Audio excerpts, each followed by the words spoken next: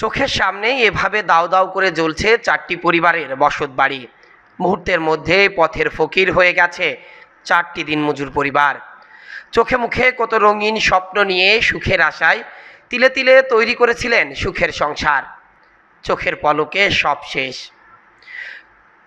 কথায় আছে, চোরে যদি নিয়ে যায় কিছু হয়তো রেখে যায়, আগুনে যদি পুড়ে যায় সব কিছু ক্ষয়ে যায়। আজ দুপুরে শৈলকুপা উপজেলার ধলহরাচন্দ্র ইউনিয়নের কুশোবাড়িয়া গ্রামে এই অগ্নিকাণ্ডের ঘটনা ঘটেছে।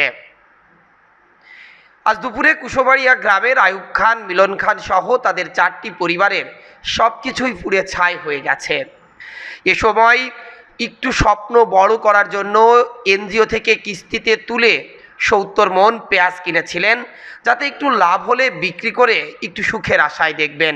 এনজিও থেকে ঋণ নিয়ে 4টি গরু, 2টি ছাগল ও ক্রয় করেছিলেন তারা, এবং এই এনজিওর কিস্তি পরিশোধ করার জন্য ঘরে বেশ কিছু নগদ অর্থও তারা জমা করে রেখেছিল কয় ভাই মিলে। কিন্তু কে জানতো অভাবের সংসারে এত দ্রুতই এই তাদের চোখের সামনে সব কিছু পুড়ে ছাই হয়ে যাবে আর তারা পথের ফকির হবে। এখন এই চারটি পরিবারের 15 জন সদস্য এক কাপড়ে খোলা আকাশের নিচেই বসবাস করছে। সমাজের মানবিক মানুষগুলোর দিকে তারা চেয়ে আছে। তারা যদি সাহায্যের হাত বাড়িয়ে দেয়, নতুন করে হয়তো বাঁচার স্বপ্ন দেখবে এই মিলন, আয়ুব খান সহ তাদের পরিবারের সদস্যরা। সবসময় আমরা দেখেছি এই শুষ্ক মৌসুমে অগ্নিকাণ্ডের ঘটনা ঘটছে। একের পর এক সাজানো সুখের সংসার মুহূর্তের মধ্যে পুড়ে ছাই হয়ে যাচ্ছে। এই যে পরিবারের কথা বলছিলাম, এই পরিবারটি হয়তো আজ সকালেও জানতো না যে তাদের এত বড় ক্ষতি হতে যাচ্ছে।